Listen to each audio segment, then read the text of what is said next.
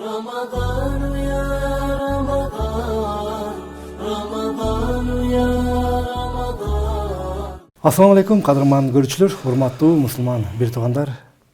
Рахмат жаган Рамазан берүүсүндө жүздөшүп жатканыма чын дилден кубанычтамын. Кудай таалам кармаган оразаңыздарды кабыл кылсын. Бүгүн биз сиздер менен биргеликте ушул ыйык айда, ыйык Рамазан айында 12 айдын султаны болгон берекелүү айда адеп ахлак өзүбүздү оңдоо жөнүндө сөз кылмакчыбыз. Биздин бүгүнкү эфирибиздин коногу дин аалымы Абдылайыз Ажа Туташбаев, Кыргызстан мусулмандар дин башкармалыгынын ажылык бөлүмүнүн адиси. Кош келипсиз. Кош келдик. Кудай таалам кармаган оразаңызды кабыл кылсын. Амин, бардыгыбыз. Эми Абдылайыз агам, негизинде баягы адеп ахлак дегенде эле баягы пайгамбарыбыздын кулк мүнөзүнө барып такалабыз да, эмнегедирчи. Анан кийин ошол пайгамбарыбызга негизинен эле мен жакшы адеп ахлакты толуктоо үчүн жиберилдим деген хадистин мааниси кандай? Ушундан баштайлычы. Бисмилля, алхамдулилlah, вассалату вассаламу аля расулилlah. Сөзүмдү чексиз мээримдүү жана ченемсиз ырайымдуу болгон Аллах тааланын исминен баштагандан кийин пайгамбарыбыз чындыгында өтө жогору кулк мүнөз адеп ахлак ээси болгон. Мына ошондуктан дагы Айша энебизден суралган хадисте пайгамбарыбыздын кулк мүнөзү кандай эле дегенде кана хулку Кур'ан дейт. Анын өзү жүргөн турганы Кур'ан болчу дейт. Аллах таала өзүнүн сөзү болгон Кур'анда болсо иннека ла аля хулукин азим деп пайгамбарыбызды өтө чоң кулк мүнөз ээсисин деп Аллах таала сүрөттөгөн. Ошондуктан биз чындыгында пайгамбарыбыздын адеп ахлагы, кулк мүнөзү деп айтылганда биздин азыркы учурдагы адамдар ушунчалык аксап аткан же болбосо коомчулукта ушунчалык бир боштук болуп турган жер бул ошол өзүбүздүн адеп ахлагыбызга тиешелүү нерсе болгондуктан негизи эле динибиз үч эле бөлүктөн турат экен. Бирөөсү этикат, ишеним маселеси, экинчиси муамалат, үчүнчүсү болсо адеп ахлак маселеси болгондуктан да пайгамбарыбыз буисту ли утамма кармал ахлак деди. Мен ошо адеп ахлакты толуктоп туу чокусуна жеткизүү үчүн жиберилген пайгамбармын деди. Пайгамбарыбыздын пайгамбарлык миссиясынын 3/1 бөлүгү демек адеп ахлак болгон. Эң сонун эми ибадат менен адеп ахлактын ортосунда кандай байланыш бар? Негизи эле мен мусулманмын, менин 5 маал намазым бар, орозом бар, бардык ибадаттарым бар деген инсандын адеп ахлагы кандай болуш керек бүгүн? Ошондуктан негизи биз адеп ахлак дегенде азыркы күндө адамдар мындай бир жеңил санаган сыяктуу нерсени кабыл алып калды да. Адеп ахлак десе мындай бирөөгө зыян тийбеген, өзү түз жүргөн жөнөкөй бир адамды адеп ахлактуу деген бир түшүнүк келип калды да. Чын-чынына келгенде исламдагы адеп ахлак пайгамбарыбыз сүрөттөгөндөй эле кандай эле десе, пайгамбарыбыз өзү бизге үйрөткөндөй эле эң биринчи адеп ахлак бул Аллах менен болгон адеп ахлактан башталат.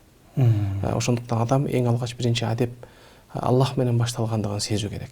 Адам канчалык түз жүрүп, эч кимге зыян тийбесе же башка бир жалган айтпаса, эч бир жамандыгы жок болгону менен, бирок Аллах таала менен болгон адепсиздиги боло турган болсо, ал эң чоң адепсиздик болуп калат да. Кээ бир учурда адамдарга мен эч кимге зыяным жок болсо, башка кылбасам, мен эмнеге намаз окушум керек дегендей бир түшүнүктөр бар го.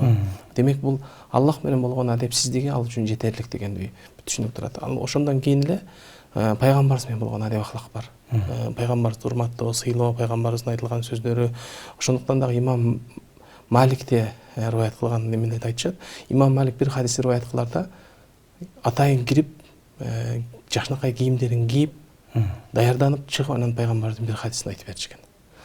Демек бул дагы болгон пайгамбарыбызга болгон урмат сый менен пайгамбарыбызга болгон адеп ахлактын бир бөлүгү болсо, андан кийинки эле деңгээлде ата-эне менен болгон адеп ахлак.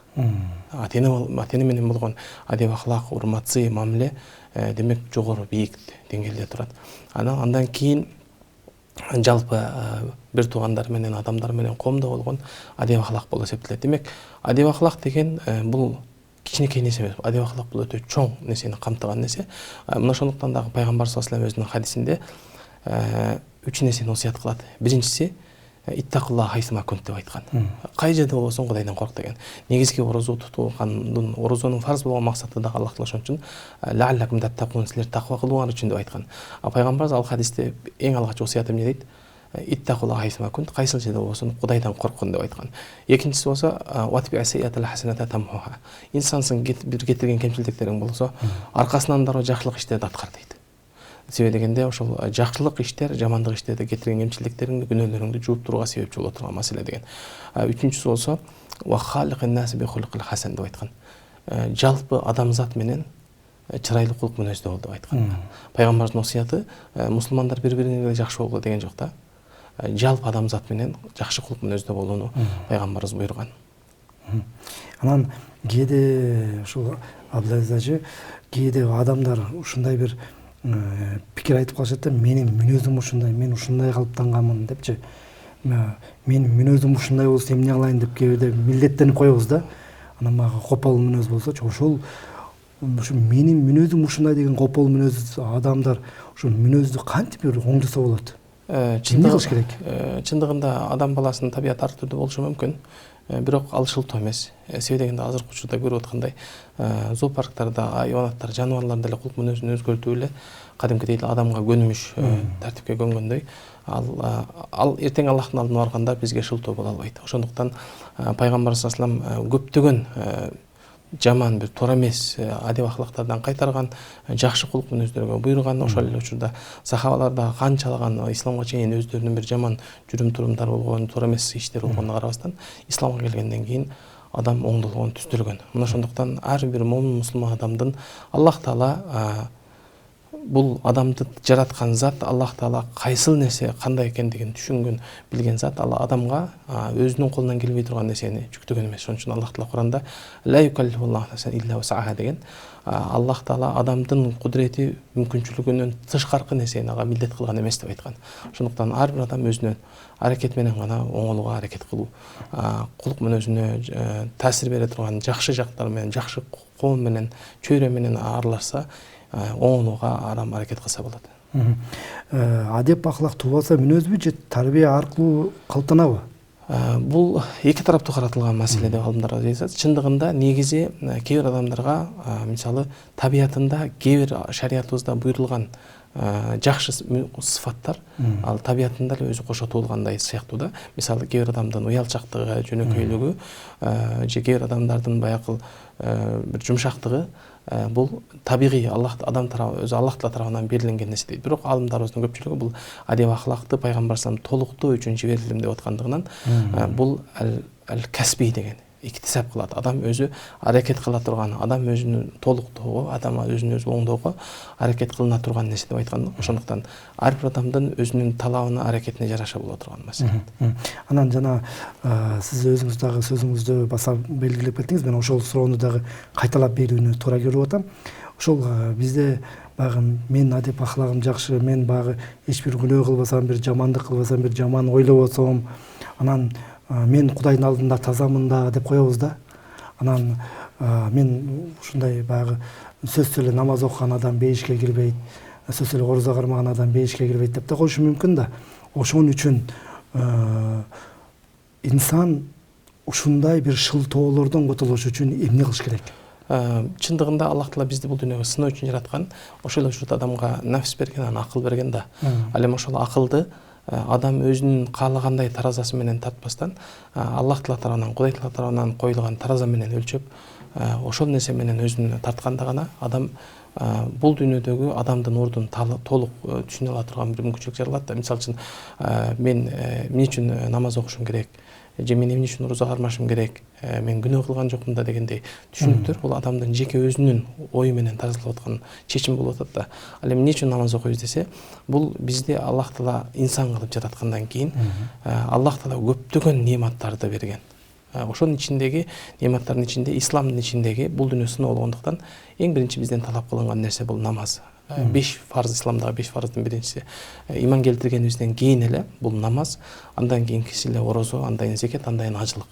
Бул амалдардын бардыгы адам баласы ушул дүйнөдөгү өзүнүн мусулмандык милдетин аткаруу менен Аллах Тааланын сыноосунан өтүп, андан кийин бейиштен өзүнүн ордун ала турган болсо өзүнүн бейиштен даражасын көтөрүп ала турган бир амалдар болуп эсептелет да. Бул Аллах Таала тарабынан фарз кылгандыгы үчүн адамда ыктыяр же тандоо мүмкүнчүлүгү жок болгон ибадаттар болуп эсептелет. Андан башка мисалы жөнөкөй ибадаттар бар, кээ бир мисалы нафил ибадаттар бар, же болбосо сүннөт ибадаттар бар. Анда адамдын өзүндө ыктыяр бар, тандоо бар. Кааласа жасап, ошол нерсенин даражасын көтөргөнгө аракет кылып, акыретте сообун көп кылганга аракет кылгысы келет. Кээ бир адамдар болсо ага маани бербей калышы мүмкүн. Ошондуктан дагы Аллах Таала Кур'ан-ы Каримде негизи канчалаган аят хадистерде пайгамбар саллаллаху алейхи вассаламдын ушул аяттарда башка нерселерди ала турганда бул адамдын пайгамбар саллаллаху алейхи өзү хадисте буйругандай эле пайгамбар айтат, менин үммөтүмдүн бардыгы бейишке кирет дейт. Илля мен аба, бир гана баштаткан адам гана кирбейт дейт да. Ал кайсы десе, менин алып келген динди, мен алып келген буйруктарды аткаргандар, түз бейишке кире алган мүмкүнчүлүк ала тургандар. Ал эми кимдер кире албайт десе, илля мен аба, бул баш тарткандар деп айткан. Ошондуктан азыркы учурда бул бейишке кирүүгө толук Аллах Таала бизге ар бирибизге мүмкүнчүлүк берген. Ар бирибиздин аракетибиз, тандообуз бул өзү сыноо. Эң сонун балдарга адеп акылакты үйрөтүүдө ата эненин орду кандай болуш керек? Анан биз кээде баягы өзү ата эне катары балдарга туура таалим, тарбия, адеп акылакты үйрөтпөй, кээде мектептердеги мугалимдерге, устаздарга бир шылтап коймой жайыбыз бар да. Ошол мен баламдын ушундай болуп, копол болуп, же болбосо жанагындай мектепте бир рекет болуп, же болбосо бир адеп акылак терс мүнөздүн калыптанышына силердин да күнөөңөр бар деп баягы ушундай күнөөлөмөй адат бар да. Анан ушул жерде мен белгилеп кетким келет, ата эне канчалык деңгээлде балдарга жооптуу адам болуп калыптанышыначы? Өтө чоң негизги орду ата эненин милдети болуп эсептелет. Бул ошол бала болуп жаралгандан тартып эле чындыгында баягы адеп акылак, кулк мүнөз маселесине ошол бир даанышман адамдын алдында менин баламды тарбиялап берип алып барган кезде сен кечиктиң деп айтат го. Ошол кезде эмне үчүн кечиктим дегенде, сен бул баланы туура бир табиятта, туура бир тарбияда берүү үчүн сен алгач бул бала төрөлбөстөн алдын мага келишиң керек эле деп айтат да. Ал деген сөз ошол баланы эң алгач өзүнүн болочок энесин тандоодо бир жакшы кулк мүнөздөгү, жакшы табияттагы, анын теги таза энени издеп ага үйлөнүү деген биринчи эркектин милдети турат. Ал эми андан кийин бала төрөлгөндөн кийин пайгамбар саллаллаху алейхи вассалам өзү хадисте баяндагандай эле куллу мавлудун юладу алал фитра деген. Ар бир адам баласы туура таза табиятта төрөлөт. Андан кийин анын ата энеси же аны христиан кылат, же болбосо аны иудизм кылат, же аны мажуси кылат деп айткан да. Демек ата эненин орду өтө чоң. Бул адеп акылак маселесине келгенде эң алгач бала өзү толук түз тарбия алган кезде биринчи жанагы даанышман айткандай эле адам эненин ичинде түйүлдүк болуп жаралган кезде анын угуу сезимден ошол угуу сезим аркылуу тарбия алып баштайт. Ошондуктан баягы кош бойлуу кезинде жакшы нерселерди укса, Куран окуган болсо, үйүндө бир тынччылыкта, бир бейпилдикте, жакшы бир мамиледе болгон болсо, ал сөзсүз түрдө тарбияга таасир берет. Андан кийин бул дүйнөгө төрөлгөндөн кийин экинчи бул орган, экинчи кабыл ала турган тарбия сиңдире турган нерсе бул көз органы кошулат дагы. Адам ошондуктан бардык көргөн нерсесин сиңдирип өзүнө тарбия алып баштайт. Ошону менен кошо, демек адам калыптанганда, тили чыккан кезде ошол чөйрөсүндөгү, үй бүлөсүндөгү кандай таасир болсо, кандай тарбия болсо, кандай да кала берсе, тили сүйлөгөн сөз болсо, ошол тилде чыгат баланыкы. Ошондуктан ата эненин милдети бул баланы жөн гана бул жарык дүйнөгө алып келип коюу эле, жоңойтуп коюу, жедирип ичирип коюу эмес. Ошондуктан кээ бир адамдарга мен мынча баланы өстүрүп койдум деген кезде, ага эгерде туура тарбия бербесең, анда сен айбанды тарбиялап өстүргөндөн айырмасы эмне деген кээ бир катуу сөздөрдү дагы айтышкан. Мына ошондуктан ата эненин баланын тарбиясы бул ата эненин түздөн түз милдети. Бул мугалимдин же устаздын милдети эмес. Мугалим менен устаз болгону ошол таалим менен кошо, ал билим бере турган, илим бере турган адамда анын да өзүнүн жоопкерчилиги, милдети бар. Ошол эле учурда ал мугалимдер дагы адеп акылак жагынан жаш балдарга үлгү боло турган, жаш балдарга жакшы бир өрнөк боло турган жагы милдеттүү. Бирок биз мугалимдерден же болбосо ошол окуу жайлардан, мектептерден биз тарбияны үмүт кылбашыбыз керек. Себеби дегенде тарбиянын очогу, тарбиянын ордосу бул ар бир баланын анын үй бүлөсү жана ата энеси болуп эсептелет. Эң сонун ушул жерден да бир кыстырма суроо берип кетейин.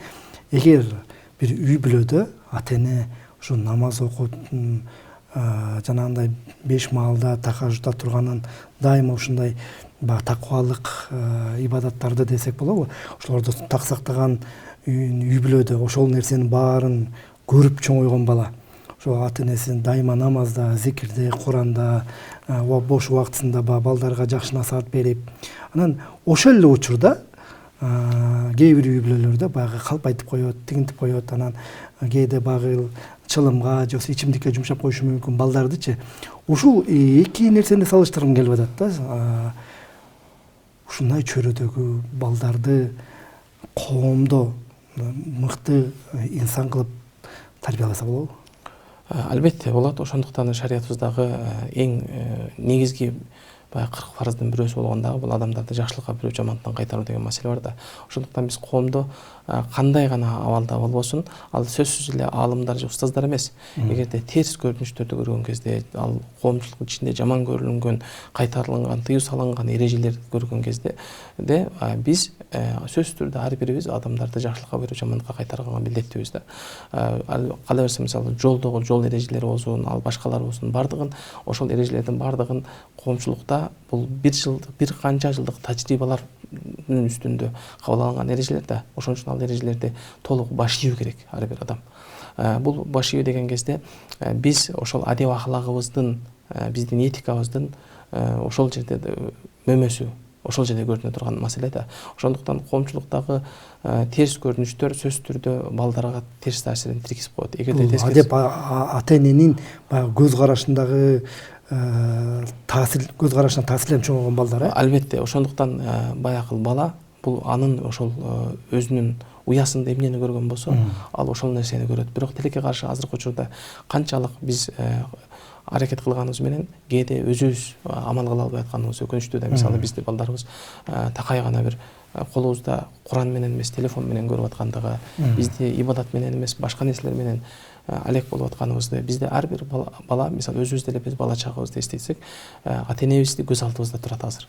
Алар кандай мамиледе болгон, кандай жүргөн, кандай күлгөн, кандай сүйлөгөндөрүнөн бери бала ошол нерсени сиңгендей эле азыркы учурда биз өзүбүз үлгү боло албай аткандыгыбыз өкүнүчтүү. Ошондуктан ар бирибиз бул бала бул аманат экен деген, бул аманатка кыянат кылуу, бул Аллахтын алдындагы кыянатчылык, бул коомдогу болгон мамлекетибизге болуп аткан кыянатчылык экендигин, жоопкерчиликти сезүү керек. Ошондуктан дагы пайгамбарыбыз күллүкүм раин ва күллүкүм мас'улун ан раиятихи деп айткан, ар бириңер силер жооптусуңар, силер кул астыңар дагы нерселердин ал элтең Аллахтын алдында сураласыңар деп айткан.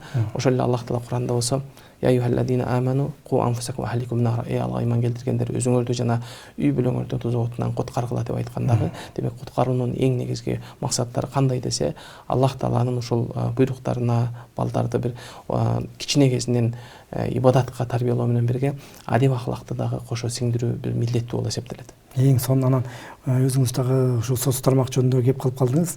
Бүгүнкү күндө баягы эми баардык нерсе ачык болуп аткан мезгилде биз ар бир адам дейилчи, ар бир адам баарыбыз ушул биздин колубуздагы телефон менен болгон адеп ахлакты кантип сактайбыз? Себеби дегенде бүгүн бизде баардыгы тең ачык. Мындайча айтканда, орусча айтканда доступный деп коебуз го. Анан телефон менен адам экөө ортосундагы адепти кантип сактайбыз? Себеби дегенде ушул жерде шайтандын азгыруусу менен нафсинин каалоосу барбы деп ойлойм да. Бул дүйнө негизи эле бардыгы сыноо болгондуктан бул дагы бир бул азыркы замандагы, азыркы сиз менен биз замандаш болуп турган замандагы эң чоң бир сыноолордун бири. Ошондуктан колубузда бул кээ бир алдымдарды баягы бул дажал сыяктуу деп айткан, ар бир үйгө дейин кирип, кале берсе ошол алдымдарда азгыра турган нерсе деп айтылган да. Ошондуктан бул ар бир адамдын колунда турган уюлдук телефон аркылуу дагы соц тармактарга кирүүдө бул такыбалык милдеттүү. Эмне үчүн айрыкча балдарыбыздын алдында, эгер ошол ата энеси балдарына колундагы телефон аркылуу бир туура эмес нерселерди көрүп аткан болсо, уятсыз нерселерди карап отурган болсо, демек аны көргөн бала, демек ал үчүн биз жөнөкөй гана нерсе тарбиялап аткан өтө коркунучтуу нерсе болуп калат. Же ошол эле учурда мисалы бир жырткычтыкты, бир адамдыкты, бир мерездиктерге тиешелүү болгон нерселерди көрүү, же ошондой нерселерди олтуруп алып чогуу ал балдар менен кенен ошону карап олтуруу деген маселе бул уюлдук телефондо болсун же телевизор аркылуу болсун, бул өтө терс таасирин тийгизген нерсе. Мына ошондуктан ар бир ата-эне азыркы учурда уюлдук телефон маселесинде өтө улак болушу керек. Себеби дегенде балдарыбыз үйүбүздө басып жүргөнү менен анын акылын, анын ички дүйнөсүн, анын жан дүйнөсүн балким башка бир тарапка урдатып берген болуш коркунучу бар. Үйүбүздө денеси гана басып жүргөнү менен аны өзү башка бир аламда, башка бир көз карашта, башка бир өзүнүн баягы көргөн нерсе тарбиясы менен, ошо фантазиялар менен жашап калыш коркунучу бар. Ошондуктан биз балдарыбызга жок дегенде үйгө киргенде бир аз телефондон тыйылып, балдарыбыз ошол сагынган кусалыгына бизден азыркы күндө үмүт кылып, алар ошол талап кылып турган тарбияны, мээримди, аларга бир ырайымды сиңдирип чоңойтуп өстүрө турган болсок, эртең эле алар бойго жетилип кезде ошол эле нерсени кайтадан ата-энесине кылган мамиле кайта турган нерсе бар. Ошондуктан ар бирибиздин азыркы учурда кылып аткан, жасап аткан ишибиз, тарбиябыз, анын берип аткан нерсебиздин бардыгы эң алгач Аллах Таала Куранда айткандай эле ар бир адам өзү үчүн деп айткан. Буга кайдыгер карабашыбыз керек. Эң сонун баягы үй бүлөнүн очогу ата-энеден, ал эми өзүң өзгөрөм десең, өзүңдөн башта ар бир нерсени дегендей, эң сонун. Анан биздин убактыбыз дагы соңуна келип калыптыр, саналуу мүнөттөр калыптыр. Негизинен мен сизге рамазандык бир эркин микрофон берейин, кыргыз элине болгон каалоо тилеймиз. Чындыгында бул Рамазан айы айлардын султаны болгон эң ыйык ай. Бул ай адеп ахлактын, кулк мүнөздүн айы. Ошондуктан эң алгач Аллах Таала фарз кылгандай эле барыбызга таквалыкты насип кылсын. Андан кийин пайгамбар саллаллаху алейхи хадисте айткандай эле мен сама иманан вахтисабан гуфирлаху ма тaqaddama min dambihi деп айткан. Кимде ким ушул айды Аллахка иман келтирип, Аллах Тааладан соопту үмүт кылып кармаган болсо, Аллах Таала күнөөлөрүн кечирет деген. Башка бир аят болсо мен кама иманан вахтисабан, ушул айларды намазды тургузуу менен, таравих намаздары, түнкү тахажжуд кыямдар менен тирилтүү бул күнөөлөрдү кечирилет деп айткан. Ошол эле учурда бул айда көптөгөн Аллахтын сөзү болгон Куранды окуу менен ибадаттарды өткөзө турган, күндүзү орозо болуп адам ушактан, жалгандан, жалаадан, жаман нерселерден оозубузду, көзүбүздү жана кулагыбызды жалпы эле орозо дегенде жегенден, ичкенден же жыныстык алакадан тыйылуу эмес, жалпы эле исламдагы терс көрүнгөн бардык адеп ахлактан тыйылууну жараткан барыбызга насип кылган болсун. Чоң рахмат. Алтында болгон убактыңызды бөлүп келип ушул студиябызда бүгүн чындыгында мен убакыттын кандай өткөнүн билбей калдым. Эң сонун керемет бир насааттарды айтып бердиңиз. Ойлойбуз бул айтылган насааттардын бардыгы тең элибизге пайдаланат, элибизге керек этет деп. Амин. Ушуну менен биздин дагы көрсөтүүбүз соңуна чыгып калды, урматтуу мусулман бир туугандар. Сиздер Кыргызстан мусулмандарын дин башкармалыгынын кутуусуз жайасына тартылып жаткан рахмат жаган Рамазан берүүсүнө көп болдуңуздар. Эфирдин жүрүшүн мен Максат Атапаев алып бардым. Ал эми бүгүн биздин ардактуу коногубуз, ардактуу устазыбыз Кыргызстан мусулмандары дин башкармалыгынын ажылык бөлүмүнүн кызматкери, устазыбыз Абдылайыз Ажы Туташбаев болду. Ыраазычылык билдиребиз.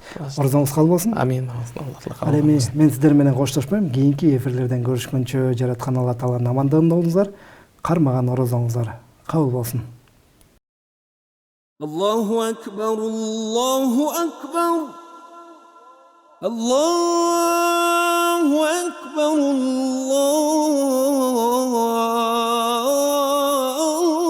Allahu Akbar. Eşhedü en la ilahe illallah. Eşhedü en la ilahe illallah.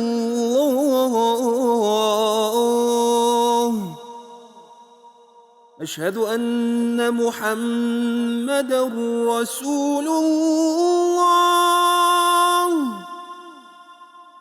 Eşhedü enne Muhammeden Resulullah.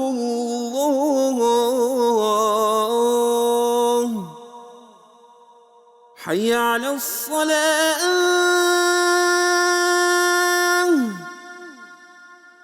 حي على الصلاة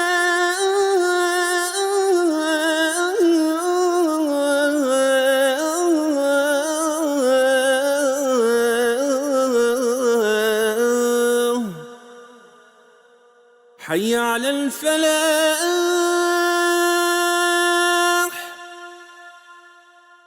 حي على الفلاح.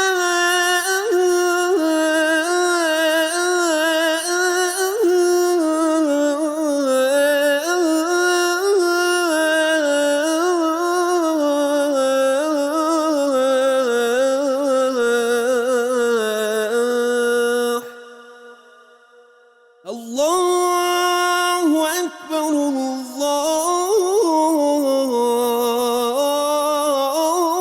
الله أكبر لا إله إلا الله.